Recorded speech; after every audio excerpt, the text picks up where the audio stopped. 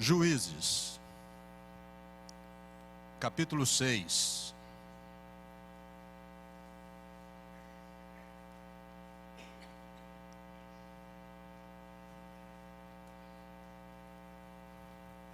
Uma vez mais, o meu cordial boa noite.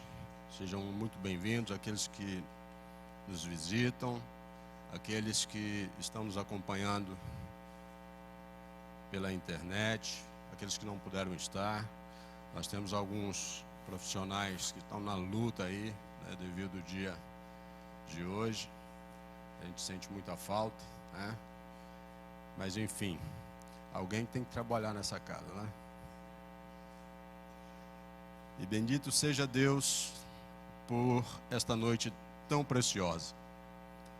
Nós já ouvimos, nós já cantamos, nós já oramos, e que hoje não seja apenas um culto a mais, mas uma noite de aprendizado, uma noite em que possamos aprender e a empreender com discernimento, sendo iluminados pelo Santo Espírito, e que seja, além de tudo isso, e especialmente além disso, uma noite de salvação. Eu quero agora, uma vez mais, repartir com vocês a palavra de Deus. E eu fui encarregado de trazer a palavra esta noite, e é sempre um privilégio, uma honra, mas eu não posso deixar de registrar o temor a Deus, do tremor aqui no corpo. Também quero registrar a alegria de levar a palavra de Deus, de crer que o Espírito Santo está nos guiando, ensinando, e que Ele está trazendo salvação ao seu povo. Esse livro de Juízes, desde o início, quando nós sentamos, e pastor Clóvis disse, olha, nós vamos desenvolver uma série em Juízes. Eu disse, meu Deus, logo Juízes. Esse livro me faz considerar as razões pelas quais alguém deve pegar através dele. Porque é muito complicado olhar para o que ele traz e dizer, mas meu Deus. E vocês têm ouvido, têm acompanhado as pregações, vocês sabem que é um livro triste. Abra sua Bíblia aí no capítulo 6. Nós vamos ancorar do versículo 11 ao 24. E antes da gente começar, eu quero trazer um pouquinho mais sobre a questão do livro de Juízes. Vamos fazer uma recapitulação rápida de tudo que você já ouviu aqui sobre esse livro. Esse livro ele faz a transição da liderança de Israel, dos juízes ou libertadores com poderes espirituais para um rei humano com poderes espirituais. Ao fazer esse livro aqui, ele aponta para a monarquia davídica. E isso era como um meio de libertar o povo. Não apenas essa liberdade, essa libertação, esse pleito de libertar esse povo, não apenas de nações inimigas, mas também uma das outras, e até dos seus próprios corações pecaminosos. Juízes é o livro mais desagradável do Antigo Testamento. Que isso? E olha, se não fosse pela narrativa da morte de Cristo, seria o livro mais desagradável de toda a Bíblia. Mas pastor, você está falando mal do livro da Bíblia? Não. Esse livro ele está saturado de eventos tóxicos. Genocídio, guerra santa, escravidão, opressão, principalmente das mulheres, Não é uma tristeza? Alguns chegam a ser tentados a pensar, são tentados a pensar, por que a Bíblia tolera esse livro de horrores?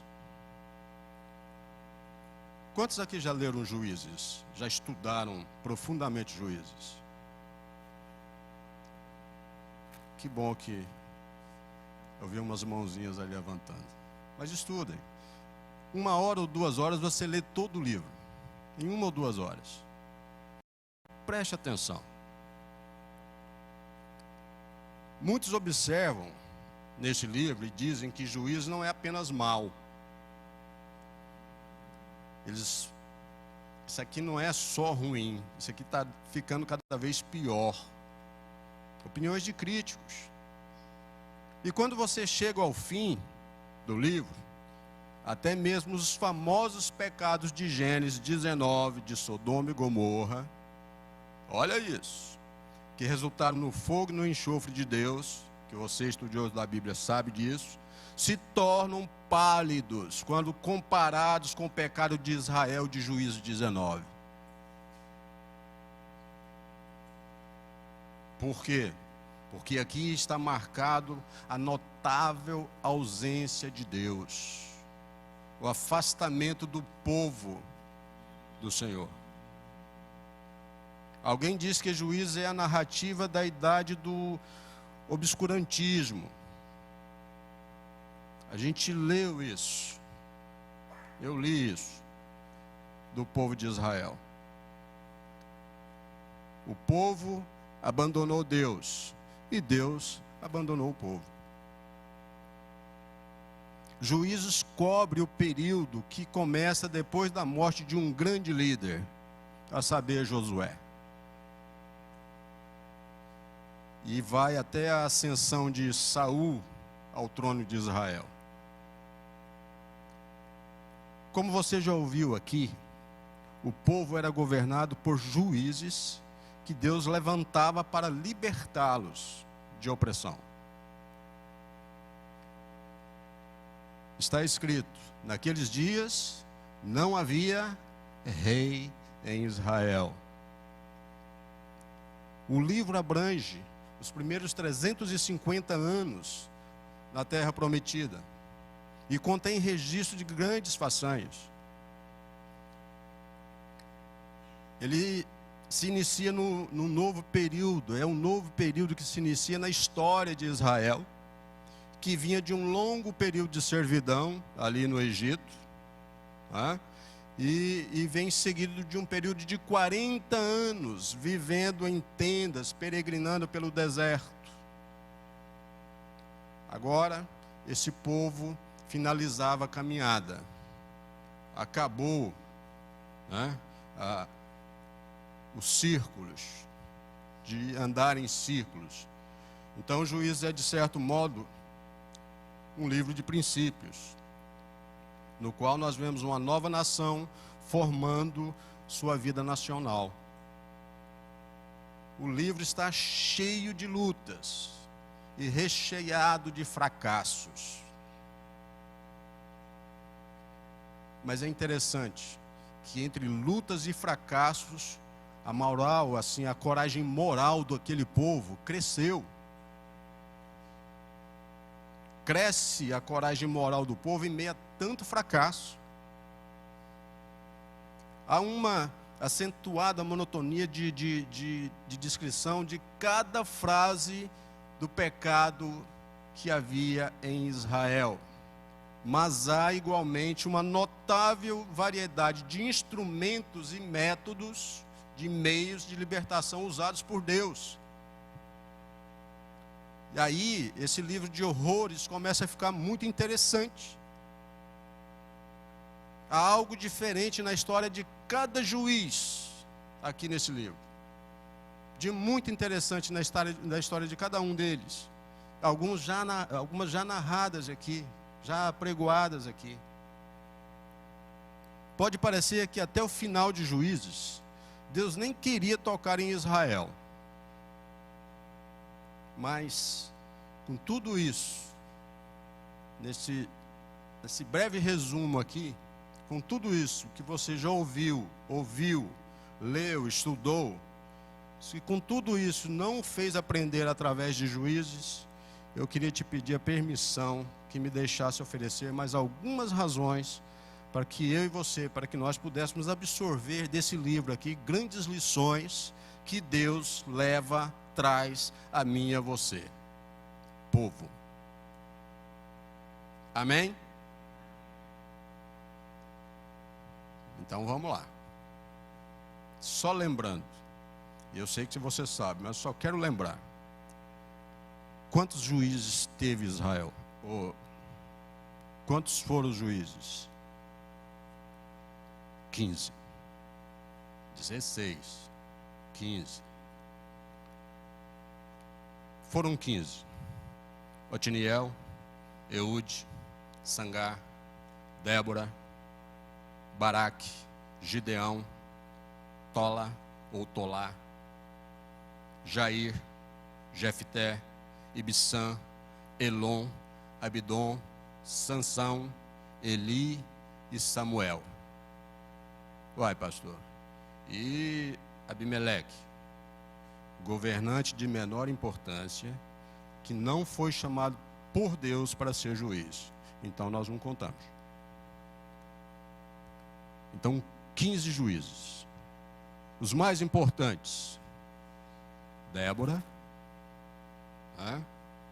Gideão, Sansão e Samuel.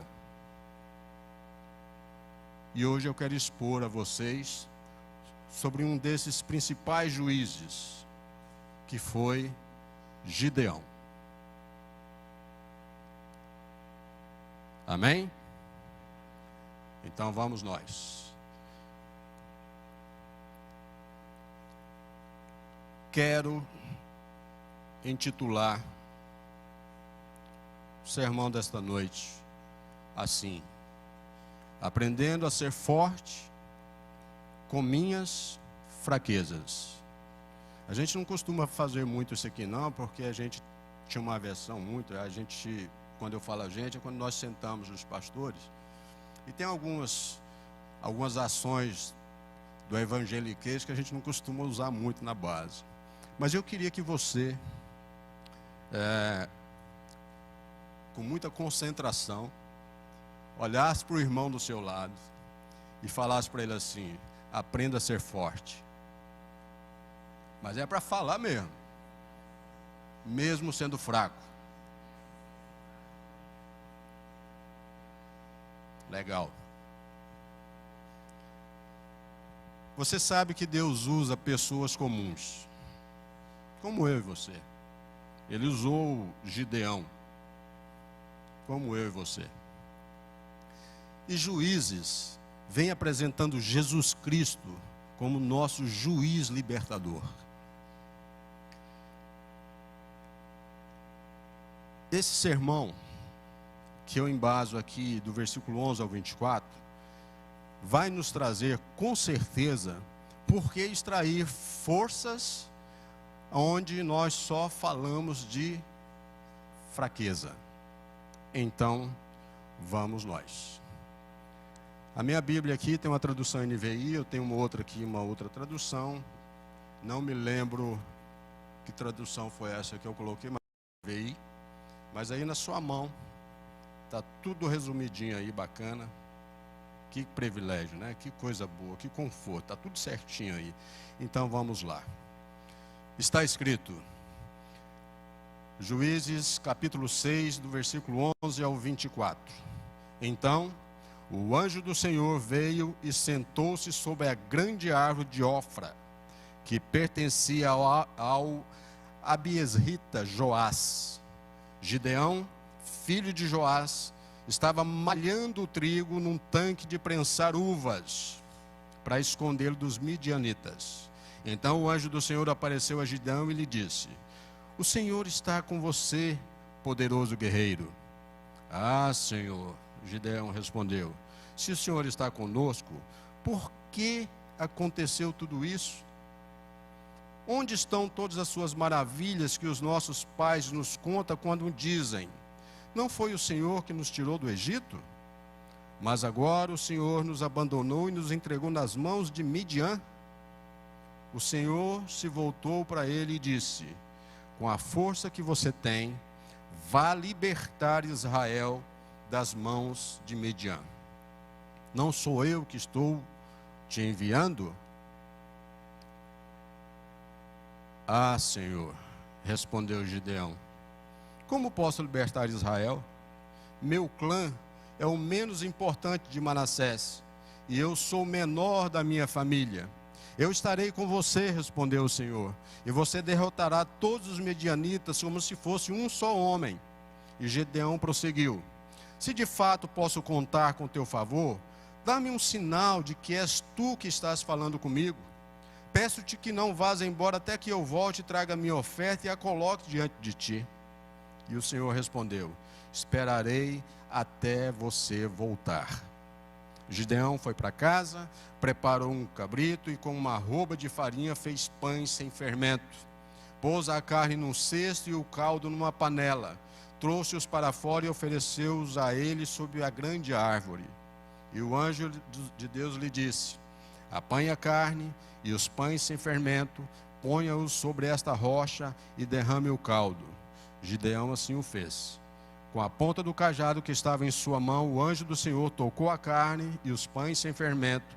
Fogo subiu da rocha, consumindo a carne e os pães, e o anjo do Senhor desapareceu. Quando Gideão viu que era o anjo do Senhor, ele exclamou: ah, Senhor soberano! Viu o anjo do Senhor face a face. Disse-lhe, porém, o Senhor: paz seja com você, não tenha medo, você não morrerá. Gideão construiu ali um altar em honra ao Senhor e lhe deu este nome: o Senhor é paz. Até hoje, o altar está em Ofra dos Abiesritas. Amém. Uma vez mais eu te curvar a sua cabeça, vamos orar. Deus, nós entregamos a Ti todo o nosso ser, Pai, todo o mais íntimo do nosso coração, a nossa mente, nossos lábios sejam tocados por uma brasa viva do Teu altar, Senhor, que não saia nada que provenha do homem, que não seja a Sua palavra para edificar, libertar e sarar. Nós possamos aprender, Senhor, com tudo aquilo que o Teu Santo Espírito nos traz, e que nós possamos genuinamente aplicá-los em nossas vidas. Nós oramos e te bendizemos no nome de Jesus. Amém. E graças a Deus. Muito bem. Só para a gente se situar. Você sabe o que é malhar? Não é não é a vida do vizinho. Malhar. Aqui, malhar trigo. Malhar o trigo era a debulha de trigo feita batendo com uma vara que se chamava mangual, que era uma vara flexível, em pequenas quantidades. Isso era malhar o trigo. E aí traz aqui, malhar o trigo em um lagar. Você sabe o que é um lagar? Claro. Né? O lagar era uma cisterna cortada na rocha, com um furo no fundo. E aqui até hoje a gente vê muito aí, principalmente nas regiões do sul, onde o pessoal extrai o vinho, né? Então, o lagar é o local onde se pisam frutos para separar a sua parte líquida da massa sólida. Né? E como as azeitonas para o azeite, enfim, as uvas para elaborar o vinho. O lagar seria um lugar ideal ali para malhar o trigo, de forma escondida, para protegê-lo do inimigo. Por quê? Porque nós entendemos, e entendendo isso, a gente sabe que o trigo era um alimento básico da mesa dos israelitas. A língua trava para falar Israel, viu, gente? Me perdoa. Então era um alimento básico. Então todo mundo estava de olho. Então se escondia às vezes para não ser saqueados. Tá? Beleza. Recentemente eu li algo sobre bravura e coragem. e li algo que me informava sobre a diferença. Eu achei muito interessante, né, a diferença entre bravura e coragem. E dizia que bravura é a capacidade de enfrentar situações difíceis sem medo. Isso é bravura. Você enfrenta situações difíceis sem medo. Enquanto coragem é enfrentar situações difíceis mesmo quando você está com medo. Tudo bem? Então vamos. Pensar em coragem não dá para trazer Gideão à mente, porque corajoso ele não era. Pensar em coragem me traz algumas lembranças, sim. E em se tratando da palavra de Deus, Gideão não é uma dessas lembranças. Não porque era um homem medroso, ele não era corajoso. Ele era meio que covardão. Não havia coragem, pelo contrário. Ele nem vem à lembrança porque o medo era muito notório nele.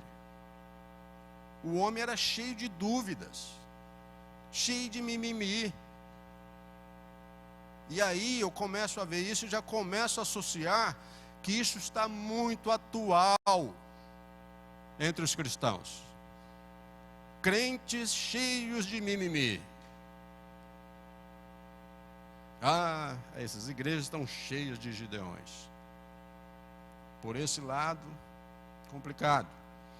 Você consegue ver, assim mesmo de longe, como nós temos algo muito familiar com Gideão?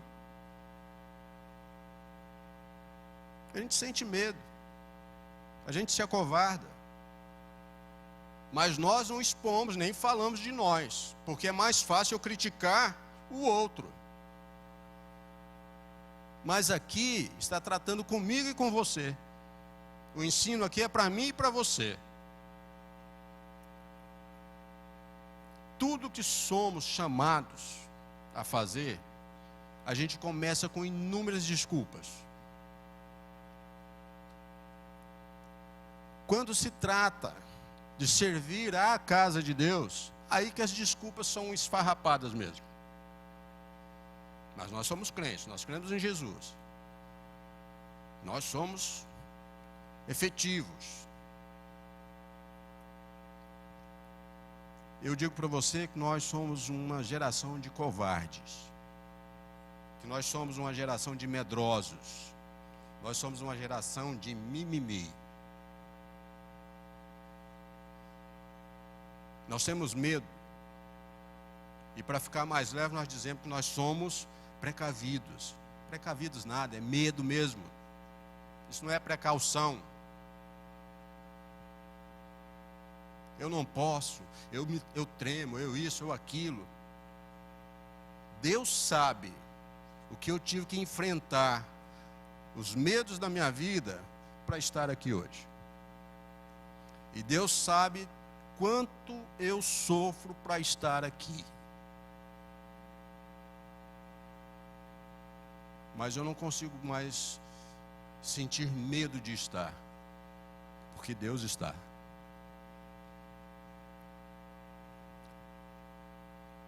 Então tá bom. Gideão, ele vivia com medo da vida. Isso se parece muito conosco, né? Ter medo da vida. E a gente vai vendo aqui que isto não sou eu que estou te dizendo. Nós encontramos Gideão batendo trigo no lagar, para escondê-lo dos midianitas. Juízes 6:11. Então, o anjo do Senhor veio e sentou-se sobre a grande árvore de Ofra, que pertencia ao Abiesrita, Joás. Gideão, filho de Joás, estava malhando trigo num tanque de prensar uvas para escondê-los dos midianitas. A gente encontra Gideão aí.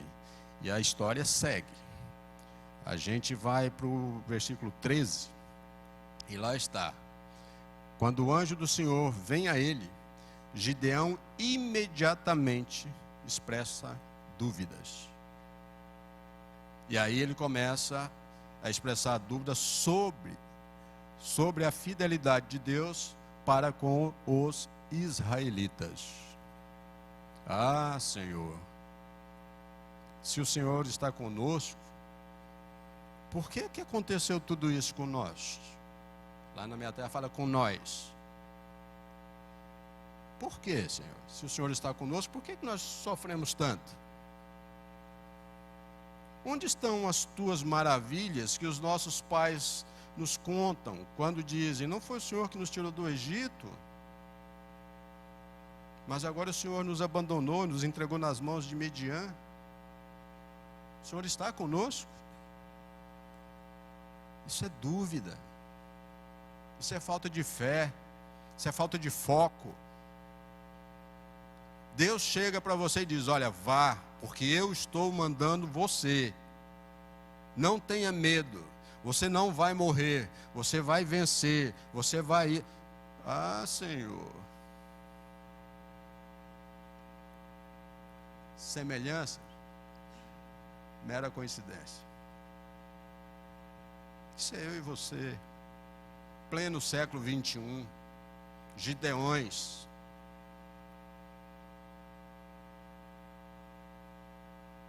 E tem mais. Quando o Gideão percebe, olha esse 15, que está falando com Deus, quem está falando com ele, quando ele percebe quem está falando com ele, ele insiste que, sendo o menos destacado, eu sou o pequenininho, eu sou o coitadinho, eu sou o menorzinho aqui da minha casa, eu não posso fazer isso porque tadinho de mim, Senhor. Olha, isso é papo de crente. Não vou falar, já me olhou ali. Mas é papo de crente fraco.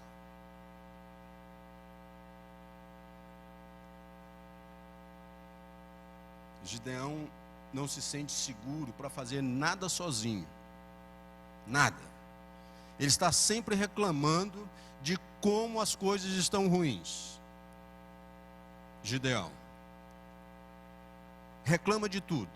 Está ruim, está quente, está frio, está isso, está aquilo. É só reclamação. Mas quando alguém pede para fazer algo para melhorar a situação, sabe o que ele faz? Ele reclama que a coisa está ruim, mas quando chama ele para fazer, ele sai, ele se afasta, ele se acovarda.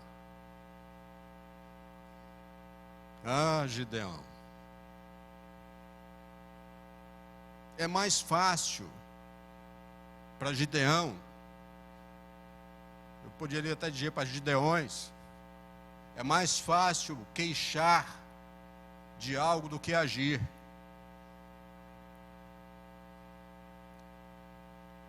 Se Deus é contigo, meu irmão, tenha atitude, se posicione, não tenha medo não, confie. Eu confio em Deus. Quantas vezes você já abriu sua boca para dizer isso? Então confie.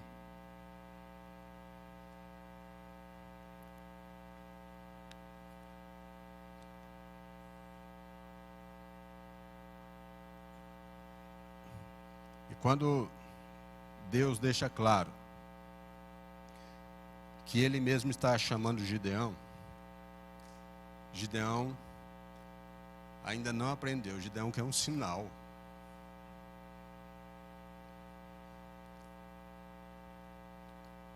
Se de fato posso contar com o teu favor, dá-me um sinal que és tu que está falando comigo.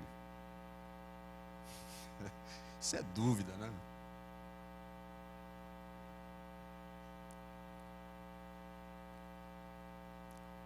Depois de receber o sinal, Gideão, enfim, obedece a Deus. Derruba ali o altar de Baal. Mas até aí, até o fazer o que Deus o chama para fazer, ele, com medo de fazer isso de uma forma aberta durante o dia, ele tem medo dos habitantes da cidade, ele tem medo da própria família. O que eles vão dizer? Ele destrói à noite, às escondidas, para ninguém ver. É mais ou menos assim quando a gente está no shopping, a gente vai no rumo do irmão para dizer paz do Senhor, ele sai para ninguém saber que ele é crente.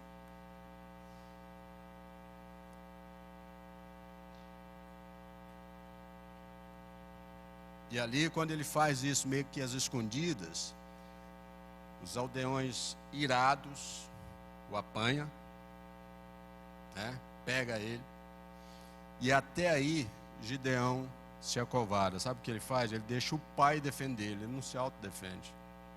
O pai que faz por ele. Gideão não era corajoso, mas não era mesmo. Aqui no nosso meio, talvez a gente daria até um apelidozinho para ele, né? Mas deixa quieto. Mas ele não era corajoso, Gideão. E nós? Nós somos corajosos? Eu quero te dizer que Deus sabe quem você é, quem eu sou. Deus sabe quem nós somos. Sabe que somos pecadores. Sabe que nós somos medrosos. Por isso é muito fácil para mim e para você criticar. Porque nós achamos que ninguém sabe, mas Deus sabe quem nós somos. E é fácil a gente criticar Gideão pelas dúvidas que teve. Mas eu e você também não andamos cheios de dúvidas. Crentões aqui na palavra e não estamos cheios de dúvidas. Não andamos assim. Nós vemos Deus trabalhar na nossa vida, fazer por nós, nos assegurar, permitindo fazer coisas que nós achávamos que era impossível, e quando acontece isso é um milagre. Mas nós não nos apercebemos de quem Deus é. A gente só quer saber de quem nós somos, e isso não interessa para Deus.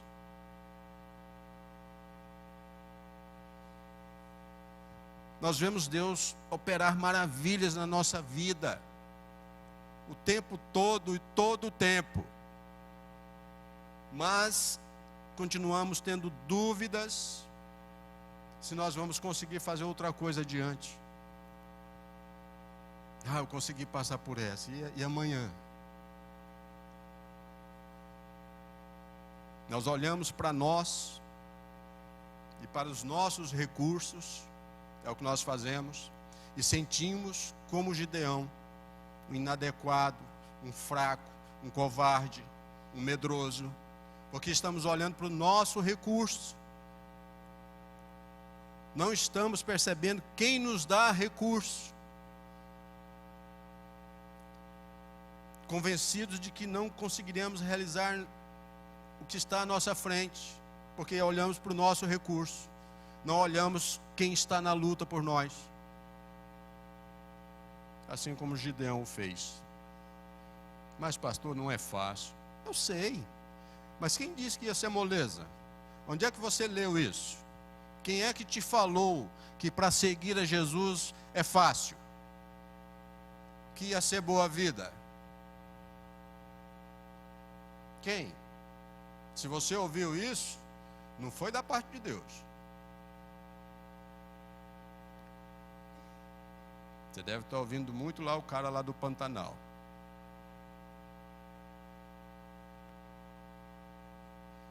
Rede Globo, né, minha irmã? É isso.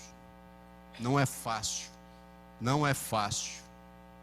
Mas ninguém foi dito a alguém que seria moleza. Somos meros humanos, nós somos meros pecadores. E eu sei, fraqueza física e perdas são constantes em nossos dias. São dias maus, né? E quando nós consideramos o futuro, nós costumamos gritar por tanta dificuldade que nós enfrentamos no dia a dia. Quando nós olhamos para o futuro, a gente grita: Senhor, eu não posso fazer isso, eu não sou forte o suficiente como pensas que eu sou. A gente age como Gideão. Mas, meus irmãos, ouçam. E é por isso que nós intitulamos essa palavra de hoje dessa forma: distrair forças de fraqueza. Ouça isso. O Senhor não procura a sua força. Não procura. O Senhor não procura a sua bravura, nem seus dons naturais. Não é isso que o Senhor procura. Ele quer a tua confiança nele. Apenas isso. Confie. Não é pela sua força. Não é. Veja isso. O Senhor quer salvar Israel pela mão de Gideão. E Gideão quer provas. Dá uma prova aí que esse negócio vai acontecer mesmo. 2 vezes. Ele primeiro quer que a lã seja molhada no chão seco, e depois quer ver a lã seca no chão molhado. Só para ter uma certezinha extra. Será que eu estou seguro mesmo? O negócio está firme? Vai dar certo mesmo? Da nossa perspectiva, da nossa visão limitada, Gideão pode até parecer um demasiado cético, porque ele continua a pedir provas. Senhor, me dá uma garantia. Ele continua a pedir garantias. Mas eu volto para mim, eu olho para mim, olhando aqui a trajetória desse homem, Gideão, eu olho para mim e penso em todas as vezes que eu peço garantias a Deus. E por que eu aponto para Gideão? Se eu sou tal qual? Porque eu peço para Deus garantias.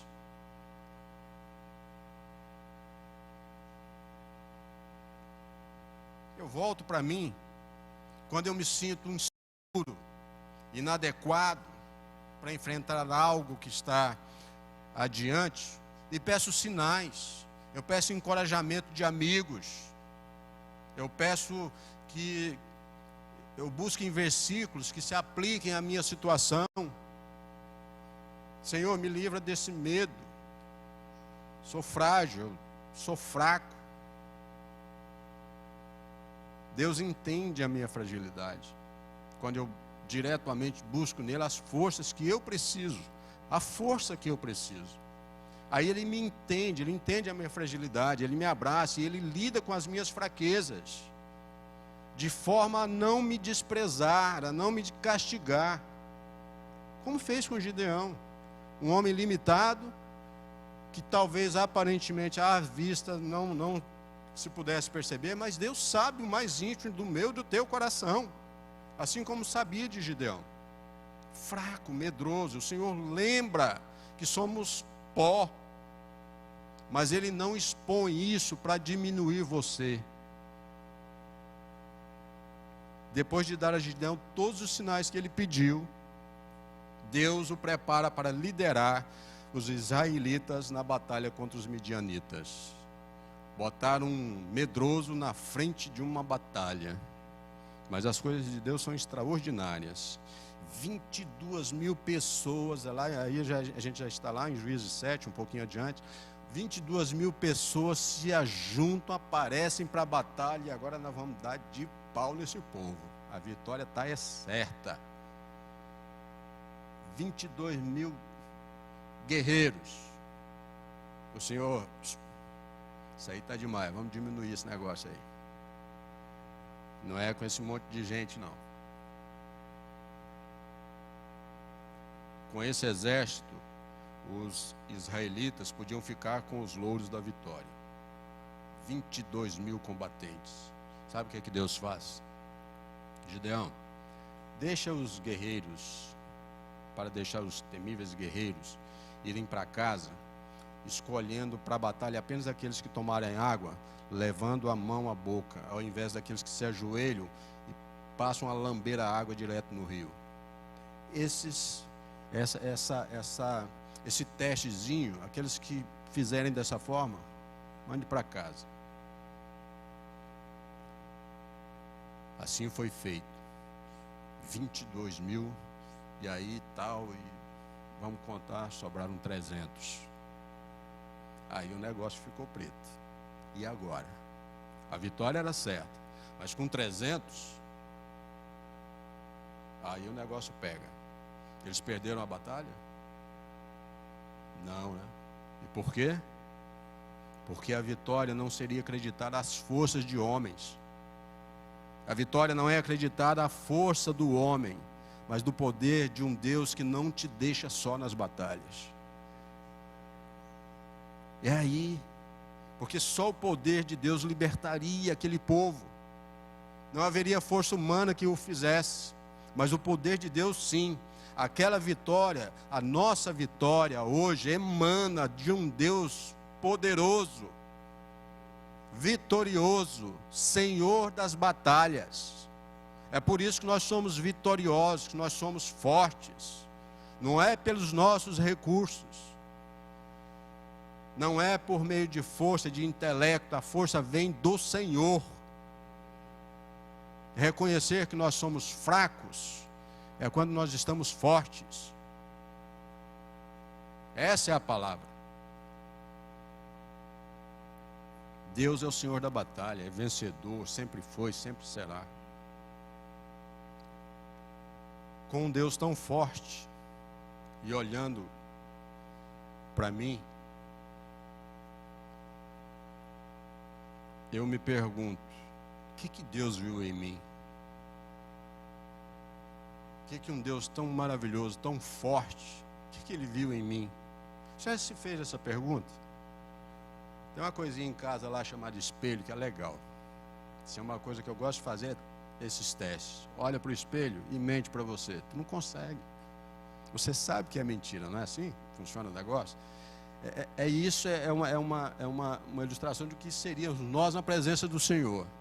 Esteja diante de Deus e diz, Senhor, o que o Senhor viu em mim? Já fez essa pergunta? O que Deus viu em mim? Quando Gideão fica com 300 homens, ele fica assustado. Quando eu e você, nós não temos domínio da nossa situação, nós trememos, nós nos apavoramos. Então nós não estamos aprendendo com o Espírito de Deus. E precisamos confiar. Ainda que não manifeste ali o temor, Deus conhece o coração, o teu coração, o meu coração, e tranquiliza. Assim como fez lá. Se tem medo, olha Deus falando com Gideão, se tens medo de descer para a batalha, desce ao acampamento. Juízes lá no capítulo 7, altura do versículo 10. Desce lá e ouve o que eles estão dizendo lá. Vai ver o que eles estão falando. E depois, as tuas mãos serão fortalecidas. Pensar-se-ia que se Deus, olha, lhe dissesse inequivocamente o que fazer, confiaria nele sem provas. Mas não Gideão. É claro que ele vai imediatamente para o acampamento, botar o ouvidinho lá para ver o que eles estão falando, para ter por si mesmo, porque a vitória está assegurada, né? E aí ele vai. Então, finalmente, quando ele vai, que ele confirma, ele ouve, ele faz esse monte de confirmações, finalmente, Gideão crê e avança. Ao longo desse encontro, Gideão duvida, tem medo, se sente inadequado, incapaz, incompetente, fraco, e ele só age quando tem provas de que será bem sucedido. Se não houvesse, não teria agido. Ele quer confiar em Deus, mas continua a duvidar de si mesmo. E quem confia em Deus não duvida de si próprio. Porque quem confia em Deus, embasa e traz e molda o seu caráter ao dele, não erra.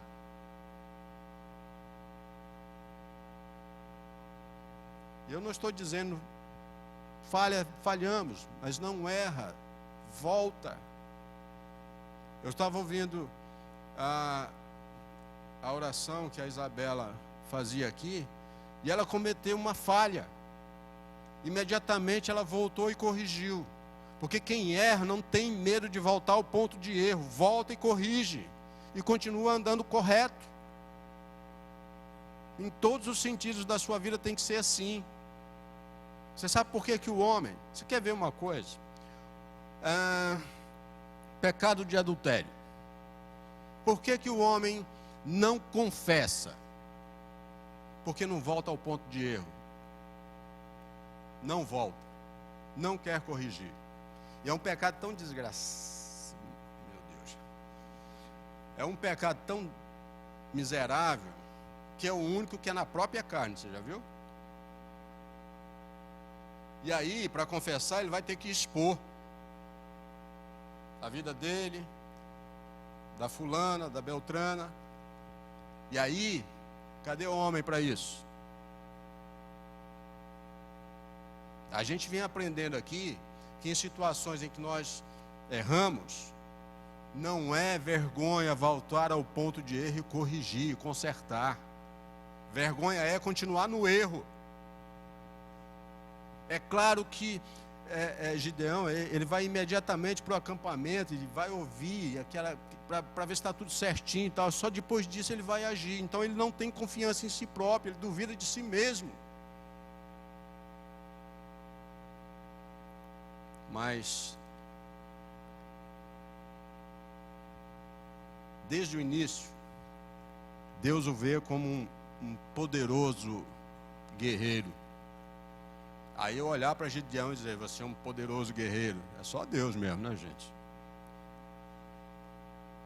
Hoje eu cheguei aqui à tarde e aí na frente estava aparecendo uma sessão de eleitoral. Tinha santo de candidato aí de todo jeito. Eu fui varrer, juntar, e me chamou a atenção de um, eu passei o pé, olhei e estava escrito assim na cara de um candidato: só Jesus na causa. Só Deus na causa de Gideão, né? Então, naquele início ele diz assim: poderoso homem de valor, poderoso guerreiro. Então o anjo do Senhor apareceu a Gideão e disse: o Senhor está com você. Essa parte parece que Gideão tinha dificuldade de ouvir, de assimilar, de confiar. O Senhor está com você. A primeira coisa que o anjo diz. Aí depois ele diz: poderoso guerreiro. Eu não sei, me desculpa, só uma brincadeirazinha, mas eu acho que o anjo deve ter dado uma risadinha quando falou isso para Gideão. Guerreiro, poderoso. O que parece contradizer, né? Essa fala do anjo que parece contradizer, porque Gideão era o homem da insegurança, das dúvidas. Meus amados, Deus vê o que somos nele. Essa é a visão. E não o que nós somos em nós mesmos. Isso não é a visão de Deus. E essa é a questão. Então, se você se sentir inadequado, fraco ou com medo hoje, ou amanhã, ou depois, ou quando for, tenha coragem. Aplique essa coragem nas suas decisões. Porque Deus escolhe o tolo, o fraco, para envergonhar os sábios, os que se intitulam fortes. E isto é palavra. Quando Paulo escreve ao povo de Corinto, Deus escolhe o tolo para envergonhar os sábios. 1 Coríntios capítulo 1, versículo 27. E é isto, né? Alguns dos maiores empreendimentos da Bíblia, eu diria, foram realizados por pessoas fracas. E quando eu estou falando fraco, eu estou dizendo aquelas pessoas sem estímulo, que tudo está de cabeça baixa, está andando, parece que está morrendo, sem ação, sem atitude, sem posicionamento, sem fé. Então essas pessoas, elas foram extremamente usadas. E hoje os maiores empreendimentos que você vê na Bíblia foram realizados por essas pessoas fracas, que se achavam inadequadas. Então, se você está nessa daí, pode ter certeza que não é você não, porque Deus vai te usar sim. Você acha que não está à altura de um chamado? Está sim. Gideão achava que não estava. Estava sim. Porque o que Deus decide, você pode até tentar se esconder, mas não tem jeito não, meu irmão. Não tem jeito. Senhor, escolhe outra pessoa. Olha Moisés. Não, Senhor, escolhe outra pessoa. Moisés separa o mar vermelho. Pela força do Senhor. Né? Liberta aquele povo dos seus perseguidores, a saber, os egípcios. Né?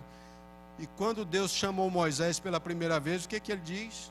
Oh, meu Deus, oh, meu Senhor, por favor, manda outro. Vai lá em Êxodo, lá no capítulo 4, para você ver lá o cara querendo sair da responsa. Isso foi logo depois que Deus garantiu a Moisés. Deus estava garantindo, olha, eu te ensinarei o que você deve fazer. E Moisés estava pedindo para ele mandar outro. Deus garantindo a ele que, olha, você vai fazer isso, eu estou dizendo para você fazer. Não, manda outro. Aí eu fico pensando, a quem nós estamos ouvindo ultimamente? Ao que o Senhor tem colocado no nosso coração, nos dado, nos iluminado a ter uma visão certa de reino? Ou nós estamos escutando homens, conselhos do Wander, do Clóvis, do Morito, do Davi, ou sei lá de quem? A quem? Eu não estou dizendo que esteja errado a gente trocar ideias, não, gente. Mas a quem pertence a última palavra? É fato, é muito bom a gente trocar ideias, bater papo, te aconselhar. Eu sou muito mais aconselhado do que aconselho. O aconselhamento é fundamental, é fato. Mas olha o que Deus traz para você. Busque nos cultos, nos PBs, onde você estiver, busque ouvir a voz de Deus e não de quem está falando. Quem está ministrando aula, não é por aí. O que Deus está dizendo para você? O pastor Wander falou lá, eu estou mostrando, eu estou lendo a palavra. É Deus que está te dizendo. Porque de mim não provém nada que preste.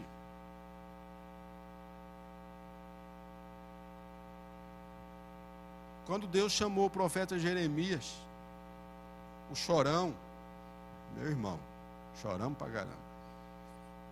Sua primeira resposta foi, Senhor Deus, eis que não sei falar, porque sou apenas um jovem. Lá no primeiro capítulo de Jeremias, no capítulo 6. Eu sou novinho. Deus vê o que somos nele e não aquilo que vemos em nós mesmos. Não se esqueça disso. Senhor, eu sou alto, eu sou baixo, eu sou... Não. Eu tenho pânico, eu fico nervoso. Não é o que você vê em você. Paulo queria que Deus removesse aquele espinho, né? Aquele espinho, daí, Senhor. Aí o Senhor lembra ele.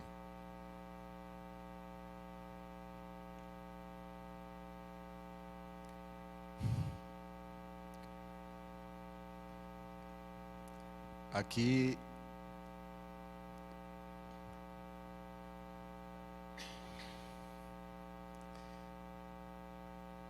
é uma das passagens que mais me emociona. Porque quantas vezes o Senhor tira isso de mim, essa dor, esse incômodo, e eu não ouvi o Senhor dizendo, olha, a minha graça te basta. E Paulo, quando pede isso ao Senhor, ele diz, a minha graça é suficiente para você, Paulo. porque o meu poder se aperfeiçoa na sua fraqueza. E a gente esquece disso. A gente não absorve isso. A gente não vive isso. O apóstolo ouviu.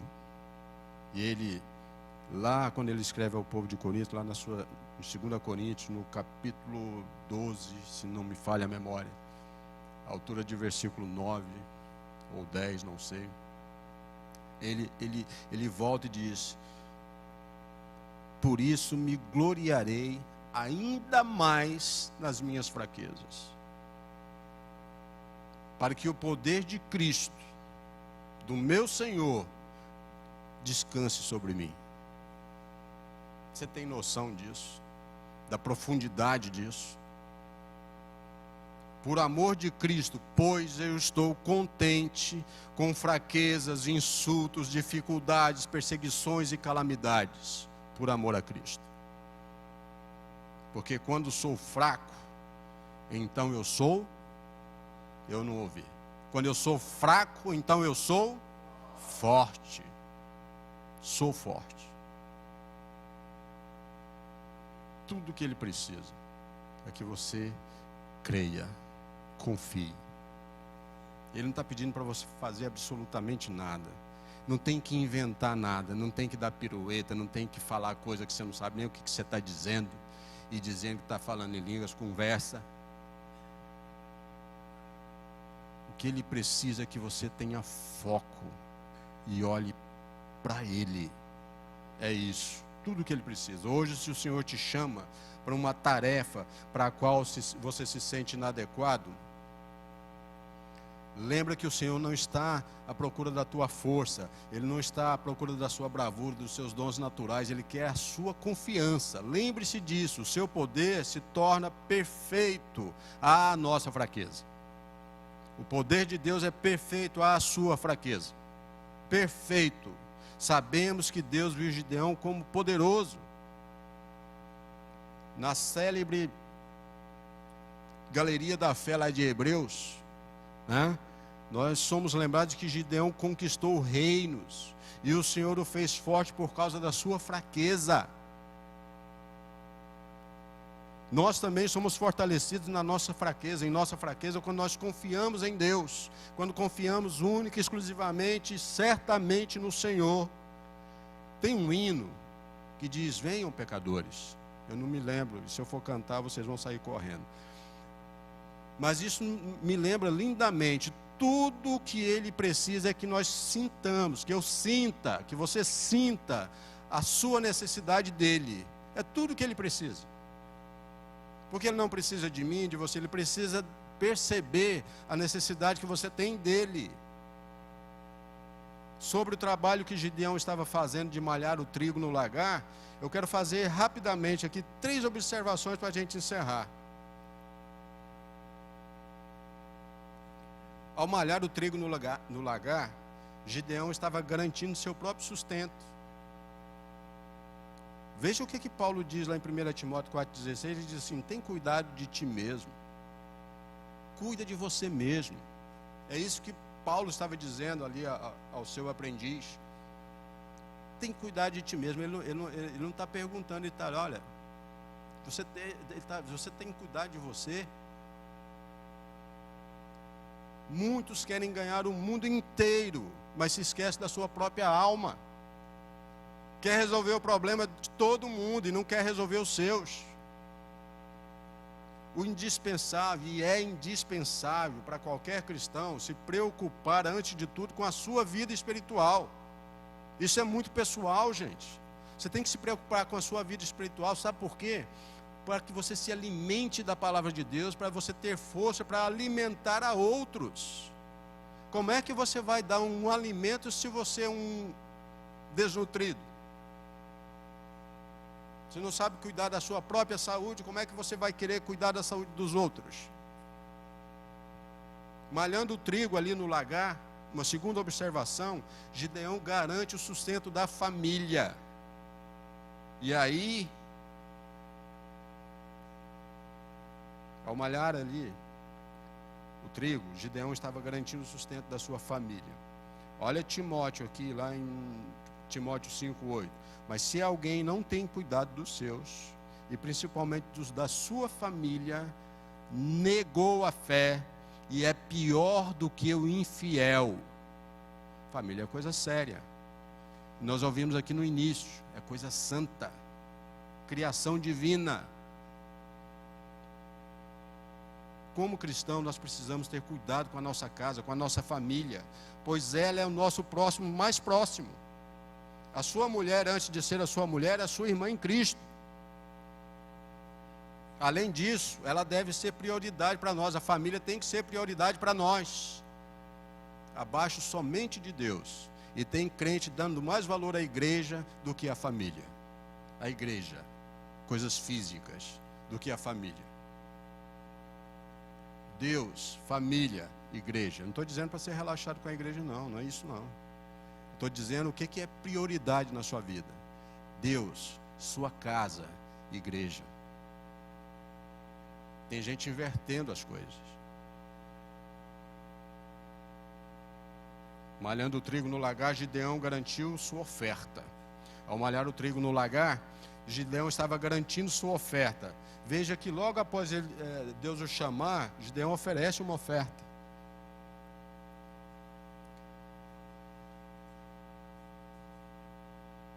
Deixa eu correr um pouquinho, porque a gente está extrapolando.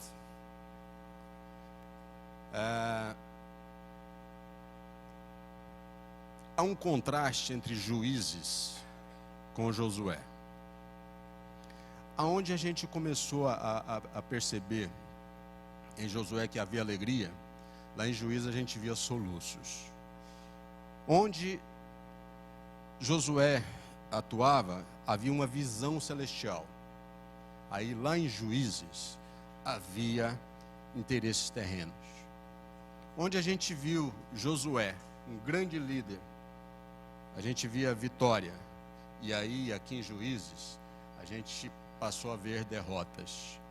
A gente viu lá em Josué um progresso. E aqui em Juízes, a gente se depara com declínio. Lá em Josué, havia, e a gente percebia fé. Aqui em Juízes, a gente vê incredulidade. Lá em Josué, liberdade. Aqui em Juízes, servidão.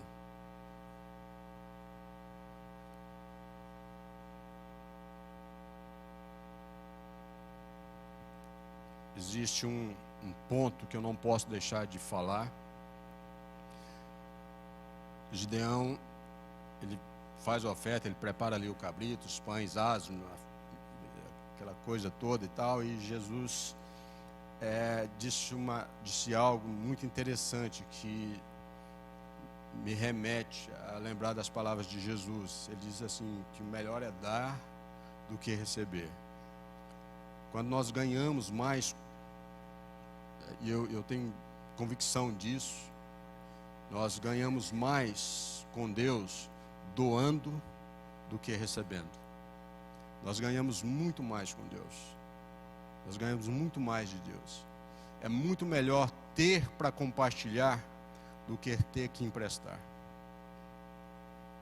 E como nós podemos oferecer a Deus o nosso trigo? Quando guardamos a palavra de Deus. E ao praticá-la, nós estamos oferecendo boas obras a Ele. Se você guarda a palavra e a pratica, boas obras a Ele. Escondi a Tua palavra no meu coração, Senhor, para que eu não peque contra Ti.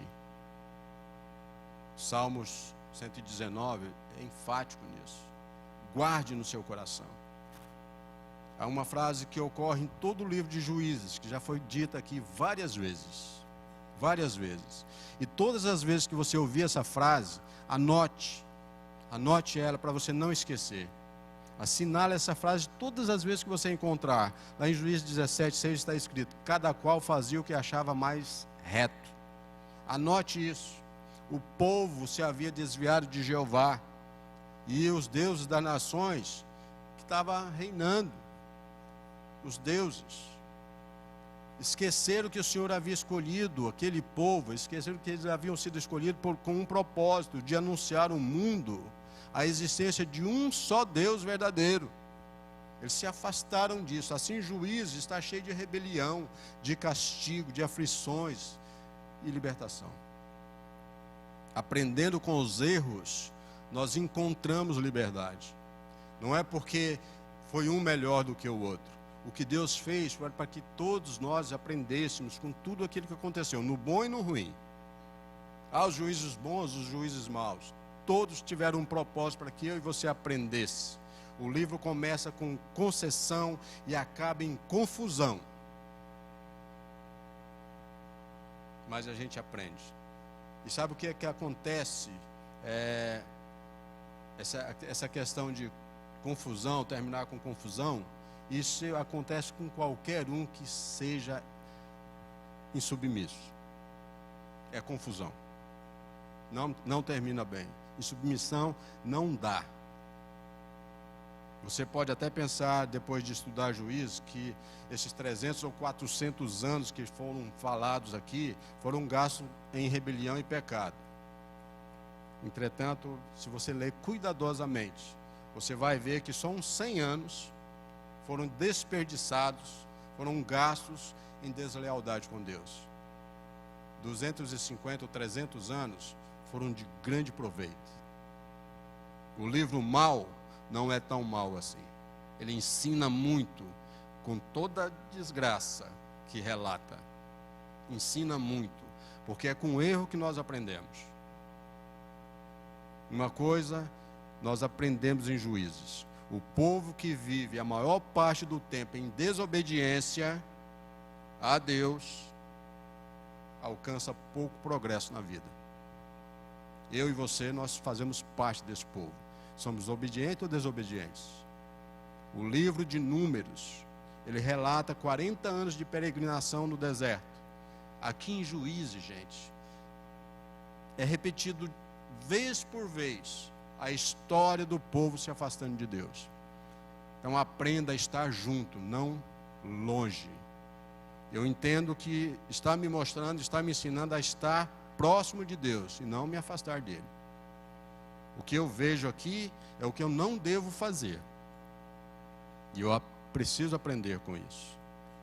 E aí nós entramos nisso daí, e aí a gente vai finalizar, porque nós encontramos aqui em Juízo um constante fracasso do homem, mas a gente vê uma constante misericórdia de Deus para com esse homem.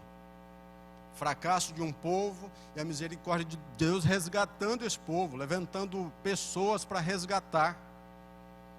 Leia, um conselho que eu te dou quando você sair daqui a pouquinho, leia todo o livro de Juízos.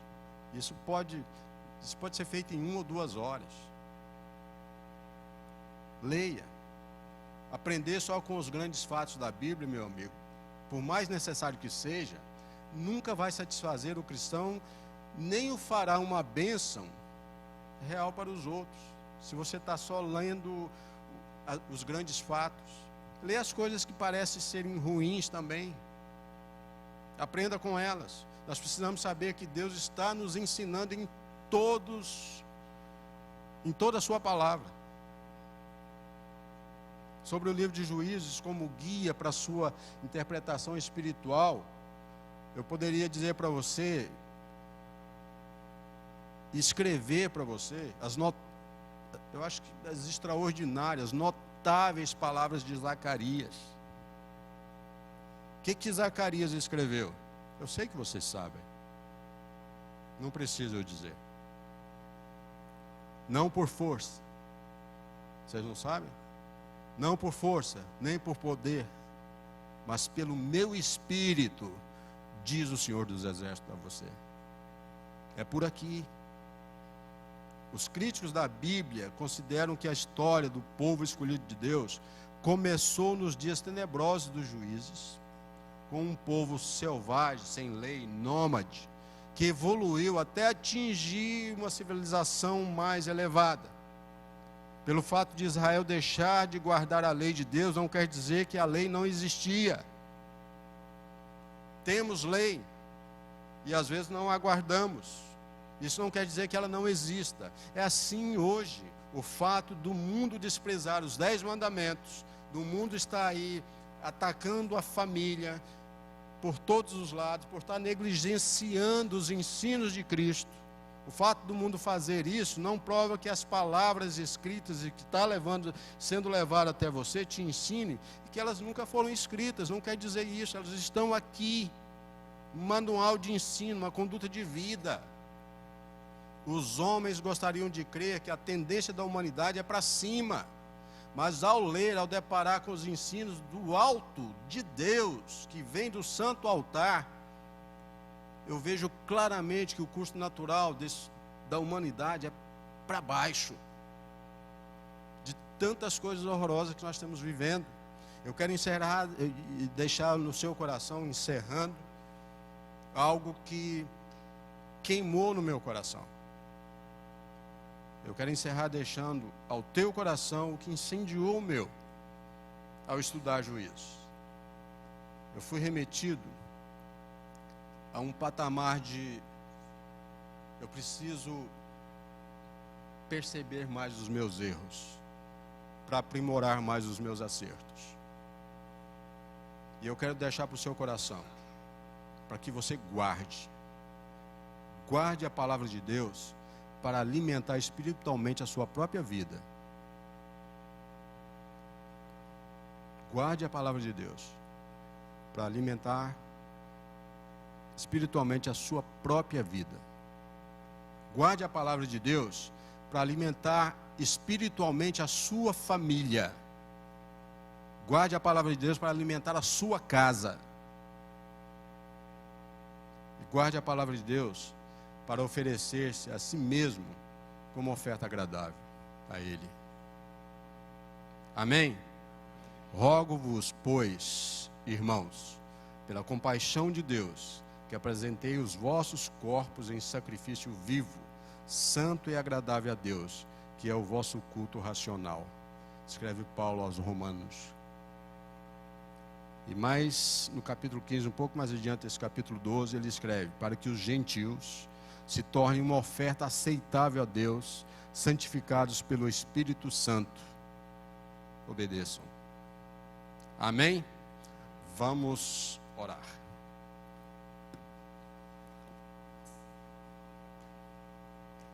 Senhor, nós te bendizemos, nós exaltamos o teu nome, te agradecemos por essa noite, por tudo que nós ouvimos, por tudo aquilo que nós podemos aprender de ti, da tua palavra, que nós possamos cada dia mais, Senhor, aprender com os nossos erros, extrair força de todas essas nossas fraquezas, Deus. Nós possamos ser melhores a cada dia em ti, somente em ti. Nós te agradecemos, te bendizemos e exaltamos o teu nome. Amém.